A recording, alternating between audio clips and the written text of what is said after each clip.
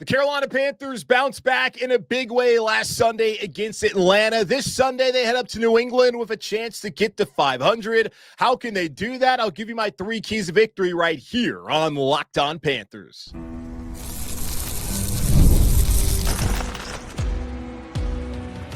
You are Locked On Panthers, your daily Carolina Panthers podcast. Part of the Locked On Podcast Network, your team every day.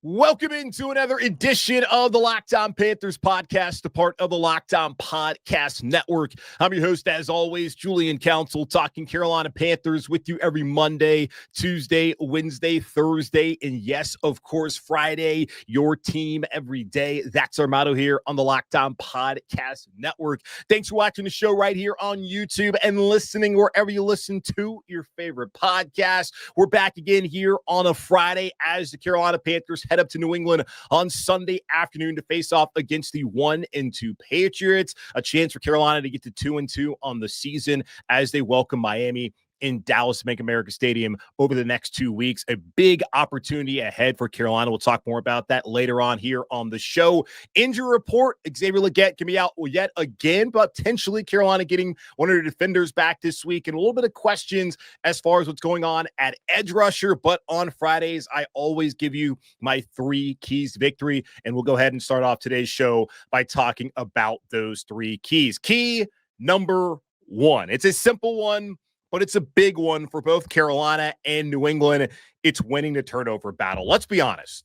The Panthers are sitting here at 1-2, not because the Jacksonville Jaguars are a better team than them, not because the Arizona Cardinals are a better team than them. They're sitting in this 1-2 hole, and we're sitting in an 0-2 hole because they didn't give themselves an opportunity to win those games on the road because they did not take care of the football. And certainly Bryce Young was the main reason why the Panthers not take care of the football, as he had a couple of interceptions, a fumble, and things that just obviously you cannot do as the starting quarterback of any team and have success in a game, in whether it's week 1, week 2, week 15, and just long term. So those interceptions, those fumbles, those turnovers as a whole put Carolina behind the 8 ball, handed Jacksonville 10 points, handed Arizona 10 points, and the Panthers simply at this point in time in year 2 of Dave Canales, year 3 of Bryce Young, and with all the young pieces on this roster, they're not a good enough football team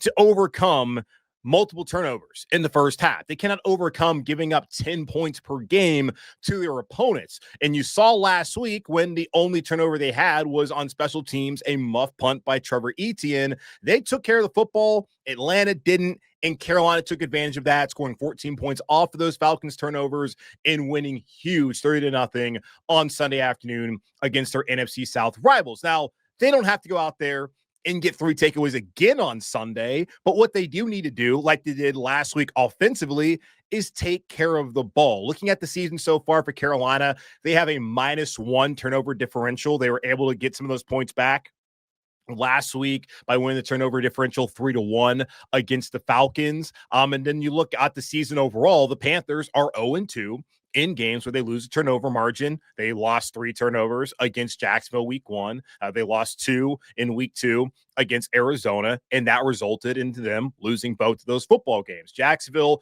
they really were never in it. Arizona, they made a valiant comeback in the second half there, and you look at it, if there's not a fumble on an opening drive, not a interception on the next one after that, maybe Carolina ends up winning that football game, and things look entirely different than they did in week 1 and, of course, in week 2, and they would not have been for the 4th straight season, I believe, in an 0-2 hole. New England, they have also struggled with turnovers as they also have a young quarterback in Drake Maye, the Charlotte native and North Carolina Tar Heel alum. And they also have a young football team as well up there with their new head coach, Mike Vrabel, who, of course, coached in Tennessee for a little bit, was a player under Bill Belichick up in New England. He's now taken over the organization that are trying to turn things around there up in New England. They have a -3 turnover differential so far this season. The only game that New England has won the turnover differential was when they won a couple weeks ago on the road in Miami. They did not turn the ball over at all that day. The games where they have lost in week 1 against the Raiders and then last week with five turnovers against the Pittsburgh Steelers, they have lost those games. So these are two teams that clearly are not good enough to overcome turnovers and win those ball games, and that will be a key stat on Sunday. And it really comes down to the quarterbacks. Again, Bryce Young, 5 turnovers on the season, 2 interceptions, 1 fumble against Jacksonville, an interception, and a fumble against Arizona. 0 turnovers last week in the win against Atlanta. Only threw for like 121 yards.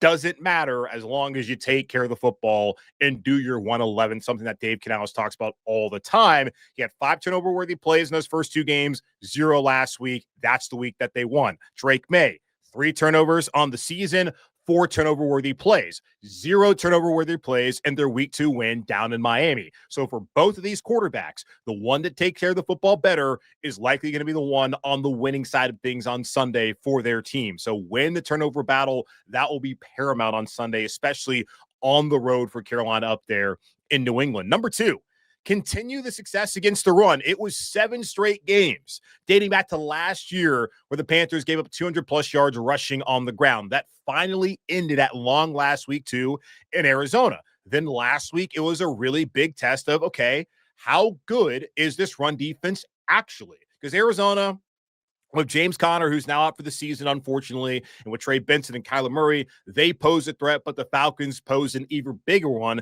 with Bijan Robinson, Tyler Algier. Like, they have a good running game. But last week, didn't see it. They bottled up Bijan Robinson. They were able to hold Falcons to 131 yards rushing, 5.7 yards per carry. But if you break that down, the last drive of the game where Atlanta was trying to shamelessly go out there and kick a field goal to not get shut out, they rushed for 46 yards on that drive. So if you take away the final drive where Carolina had their backups and Lathan Ransom was able to punch that ball out and get the ball back for one last time for Carolina to take a knee, Atlanta only rushed for 85 yards on the day. And Arizona the week before that, 82. So I'm looking at this Panthers defense the past 2 weeks when, I mean, the game was not in doubt at all at any point really last week against Atlanta, but I'm looking at it, taking away that last drive of the Falcons. We're just trying to run the ball. Carolina's like, whatever, we're getting out of town here. We're going to win either way. And then they were able to get that turnover. I'm looking at back-to-back weeks Carolina has held their opponents under 100 yards rushing and has bottled up James Conner, and they bottled up one of the best running backs, if not the best running back in the National Football League in Bijan Robinson. And you look at just the numbers overall defensively for Carolina, according to EPA, they only have the 26th best rush defense through 3 weeks in the season. New England, by the way, they're dead last in EPA per rush attempts offensively this season. So Carolina, maybe, according to EPA, expected points added, doesn't have a great rushing defense, but looking at the past 2 weeks against 2 offenses that are well-equipped, to run the ball, they stopped them. New England, they've struggled. They're trying to figure out who the running back's going to be. Is it going to be DeMondre Stevenson? Is it going to end up being Trevion Henderson? They are trying to figure out who's going to help out Drake Maye in that backfield. So continue success against the run. That's key number 2. And then key number 3, special teams. This has been an inherent advantage for the Carolina Panthers for the first 3 weeks of the season. The Panthers are 11th in special teams. EPA New England right now is 18th. Ryan Fitzgerald, the rookie kicker out of Florida State, was perfect last year in Tallahassee. So far this season, he is 5 for 5 on both his extra points and his field goals, hitting a 57-yarder last week in that win against Atlanta, something that Carolina really hasn't been able to call upon a kicker to attempt since like Joey Sly was kicking those comically long field goals back in the pandemic season in 2020 when Matt Rule was here. But now Fitzgerald is kicking 57 yards and he's actually making it. Now, it was close, but he still made that kick, and that's what matters most. And if you look at it too, they're winning the field position battle. And I think that's a big reason why the defense right now is ranked 7th overall in EPA in the NFL. The opponents on kickoffs by Ryan Fitzgerald, they're starting at their minus 21, meaning they're starting at the 21-yard line. That is the second worst starting position in the NFL for opponents, for offenses off the kickoff. So at the minus 21, their own 21-yard line. For the Patriots, their opponents are starting the ball at their own 30. So it's 30.8 yard line. So really at the 31 is where New England is having their opponents start. And then you look at the punts as well. Sam Martin's done a great job for Carolina. Opponents against Carolina are starting the ball at their minus 19s, at their own 19-yard line. That is the 4th worst starting position in the NFL for teams. And the Patriots, their opponents are starting the ball at the minus 29.8. So really at the 30-yard line. So whether it's a kickoff or a punt return, New England's allowing their opponents to start the ball at their own 30, 31, while Carolina is having their opponents start at their own 21 and 19-yard line on kickoffs and on punts. And you have a young kicker and Andre Borregales up there in New England who's a little bit struggling right now, where you have Fitzgerald, who's been great. Florida State-Miami rivalry right there, playing out again on Sunday.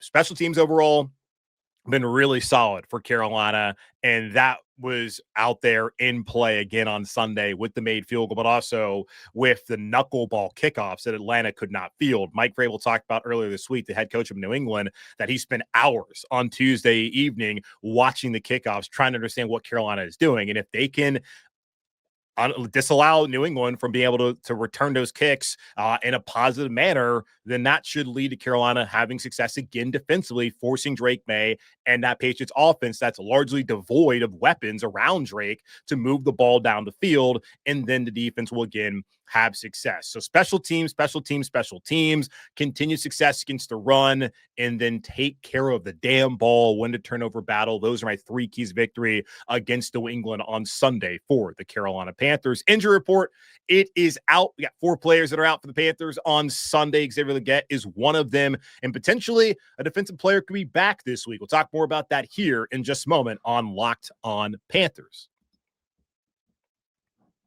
This episode is brought to you by Square. Your favorite neighborhood spots run on Square. There are certain businesses that truly make the neighborhood feel like home, whether it's a local sports bar packed on game days, a coffee shop that knows your order by heart, or the corner deli that's been serving your community for decades. These are the places that bring people together. When neighborhood businesses thrive, the whole neighborhood thrives. Bird Pizzeria, my favorite pizza place here in Charlotte, located in between Uptown and Villa Heights, is a local business that uses Square. Spending money there doesn't just support the business, it supports the people behind it and the community around it. Local spots like Bird are what make neighborhoods feel like home, and so many of them run on Square. Square is a proud partner of more than 4 million neighborhood businesses around the world. You can go to square.com/go/lockedonnfl to learn more. But before you do, go support your favorite neighborhood spot. You'll be happy you did. Square, see you in the neighborhood. It's almost the weekend. Time to look back and crown this week's MVP on Who Delivered, powered by DoorDash.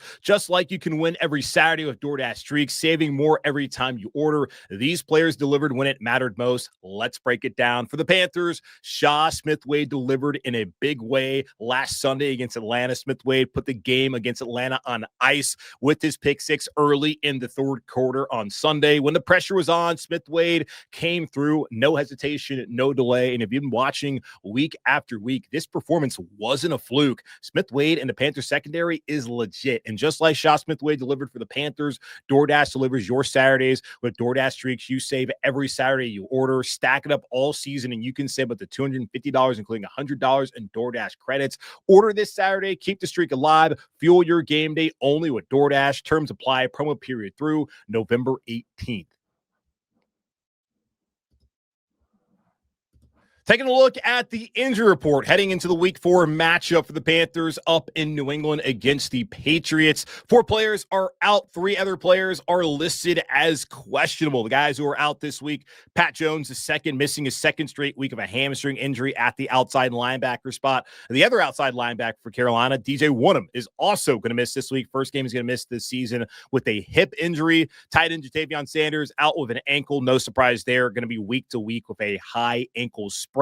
Wide receiver Xavier Legette also going to miss his second straight week with a hamstring. The guys who are questionable, defensive tackle Turk Wharton, he is questionable with a hamstring injury that's kept him out the last 2 weeks. Tedero McMillan questionable with a calf, and then running back Chuba Hubbard also questionable with a calf injury. Looking at the guys who are out, Pat Jones and DJ Wonnum being out means it's a big Sunday, big opportunity for the Panthers' second round and third round picks from the 2025 draft, that being Nick Scorton and Princely Umanmiele. And those guys are the future at edge rusher here in Carolina. And the future, well, it is now, as Scorton last week got his first start in place of the injured Patrick Jones II, and now Umanmiele will get his first start in place of DJ Wonnum. Of course, should see plenty of DJ Johnson, Thomas Incoom also getting an opportunity, and then we'll see what they decide if anybody off the practice squad they want to get out there and also get out there on the field. But you're going to see a lot of those guys, I'm assuming. I'm guessing the vast majority of the guys who are going to play snaps at outside linebacker are Scorton, Mielen, and you're going to see plenty of DJ Johnson. I would imagine that on early downs, going to probably still see more Johnson than Mielen when looking at it, but on those obvious pass rushing situations, that will be primarily Princely. So I would not be surprised if there's a little bit of a split there between Princely and between DJ Johnson, where Scorton's going to play, I'm guessing, a ton of snaps on Sunday, as he'll be a 3-down guy. But I would think that DJ Johnson with a Jero Verrill, loving him. And right now, Jero Verrill, the way that his defense has played the last 6 quarters, he's in people's good graces. I know that you probably still want him fired, which, looking at the overall sample size over the last 2 years plus the last 3 weeks, I totally understand where you're coming from. But he likes DJ Johnson, and DJ Johnson is somebody who can help them set the edge and stop the run. So he will be called upon, I'm guessing, plenty against New England to do that on Sunday afternoon. Obviously, you don't want DJ Johnson out there on pass rushing downs because he gives the Panthers next to nothing in that category, which is something that has been well known at this point in time. Terry McMillan being questionable. He told us, and I guess us, I wasn't in the locker room this week, been out sick basically the entire week since Monday. So did not go to locker room, go to practice at all this week to get some insight inside the locker room from those guys. But from what I had seen reported by the people that were in there and even on video, Taylor McMillan told the media that he expects to play on Sunday. Dave Canales, though, at least from what I had saw reported today on Friday from his press conference, which is not aired live on Panther Social like the rest of them typically are, he's really showing some gamesmanship this year. Last season, he was far more willing to say, yeah, this guy's probably going to play.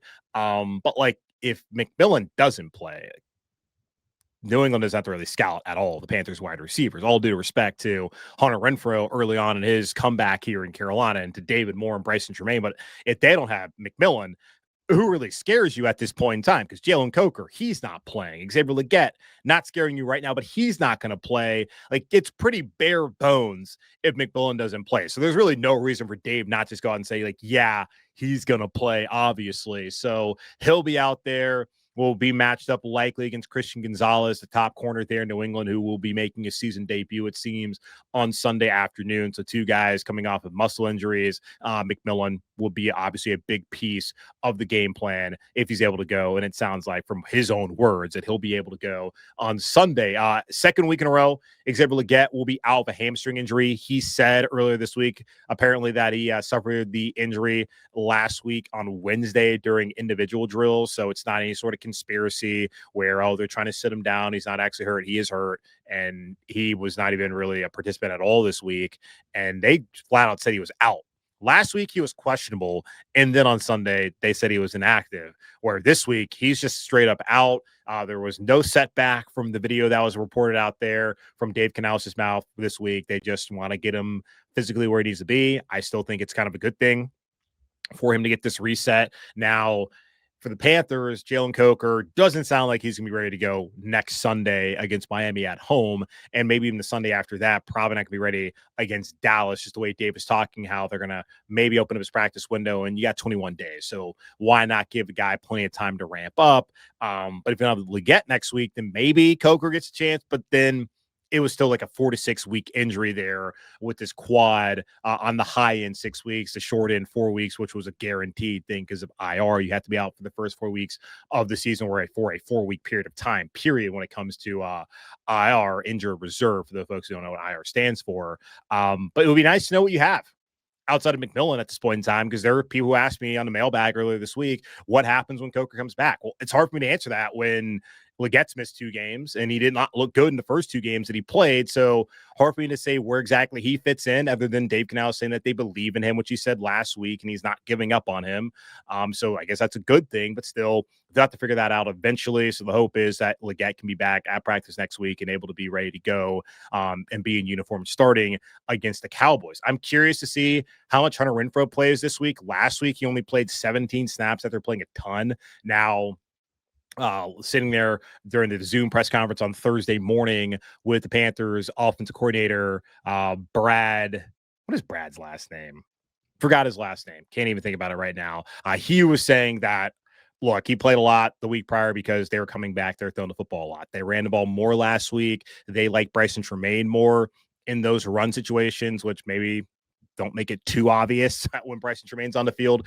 You're going to run it, of course, the first two plays of the game last week. Offensively, they threw the ball to Bryson Tremaine. So it's not necessarily a dead giveaway, but they like him more as a run blocker than a run throw at this point in time. And David Moore played 56 snaps. So will David Moore play that amount of snaps again next week or this Sunday? Or will we see an uptick from Hunter Renfrow, maybe an uptick from Bryson Tremaine? I'll be curious how that goes. Also, how are they going to handle a wide receiver 5 spot?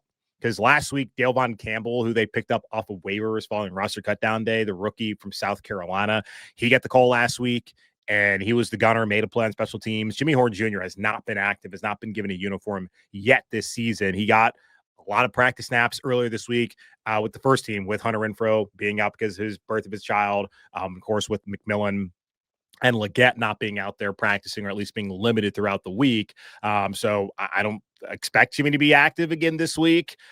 Curious, it will be Dale Vaughn. Now, Dave Canales was asked about Dan Chisena, who was on the roster last year, was a special teams ace for them. He just got recently signed to the practice squad, maybe a little bit too early, it sounded like, from what I saw reported as far as Dave was talking about with Dan Chisena. So probably Dale Von Campbell again as the 5th wide receiver. And then we'll have to wait and see about Turk Wharton.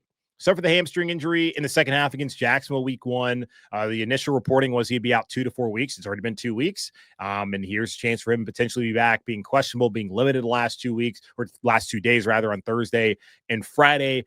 Make it seem that he has a good chance potentially to play, just depending on how they think he has rehab. So that will be something to look at heading into the weekend, as Turk Wharton potentially could be back. And then Chuba Hubbard doesn't seem to be anything that serious. They just, some soreness. They want to take care of him. I would expect that Chuba and Tedero McMillan both are able to go. And then Turk Wharton, kind of a wait and see game time decision for Carolina on Sunday up in New England, which is a big opportunity. Panthers 0-2 so far on the road, need to find a way to steal one. We'll talk more about that here in just a moment on Locked on Panthers.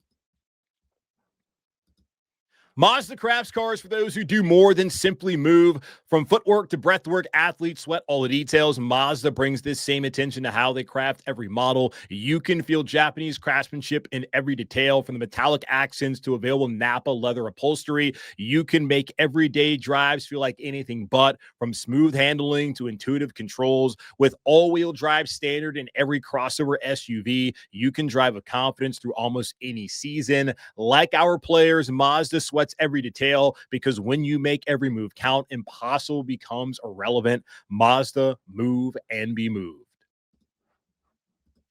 Big opportunity for Carolina on Sunday up in New England. Go back the first 2 weeks of the season.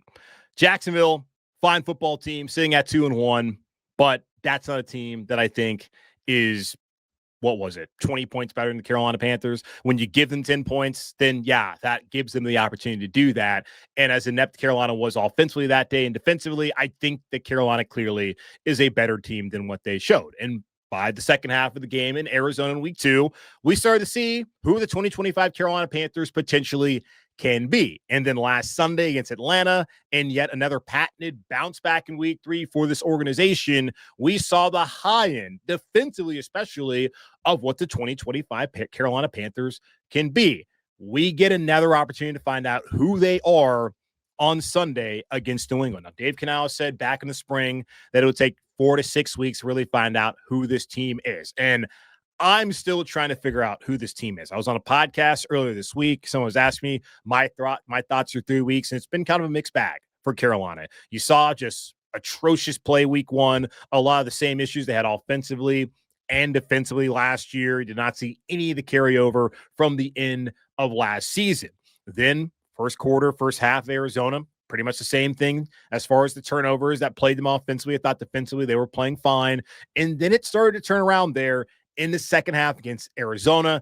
And then we saw play out for 4 quarters of complimentary football, Carolina Panthers football, on Sunday against Atlanta at home in that opener. Now, can you carry it over again against a very beatable New England team? I think Drake Maye is going to be a good quarterback in the NFL. I am biased, obviously. I'm a Charlotte guy. He was a Charlotte guy. I love North Carolina football. He played there. Got love for Drake Maye. But Drake's not there yet. And Drake is still susceptible to making some boneheaded decisions that he made back in college. Doesn't have a great offensive line in front of him, even though the addition of Will Campbell is obviously a positive so far through 3 weeks for New England. Does not have a run game, something he actually had in Chapel Hill his last year, not the first year he was there as a starter, where they had no run game at all before Marion Hampton was able to burst onto the scene in 2023. Receivers, doesn't really have any. Didn't really have any his last year in Carolina. Sure, Tez Walker once it came back, but overall, didn't have a Josh Downs, doesn't have a Josh Downs right now in New England. Like, this is a matchup when you look at the Panthers defense versus the Pats offense that Carolina should be able to win.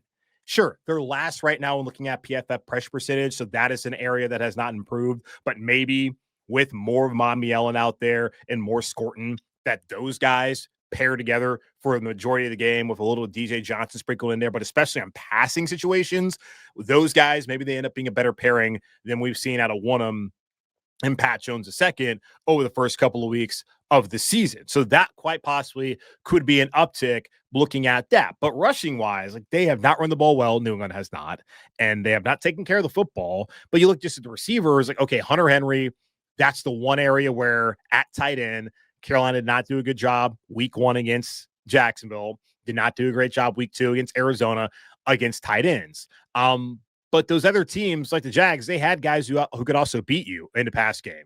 Obviously, Brian Thomas Jr. did not have a big day. I mean, Travis Hunter didn't really have a big day, but they had guys that you were at least concerned about. Arizona, same case. You had guys you were concerned about. Who are you concerned about here on New England?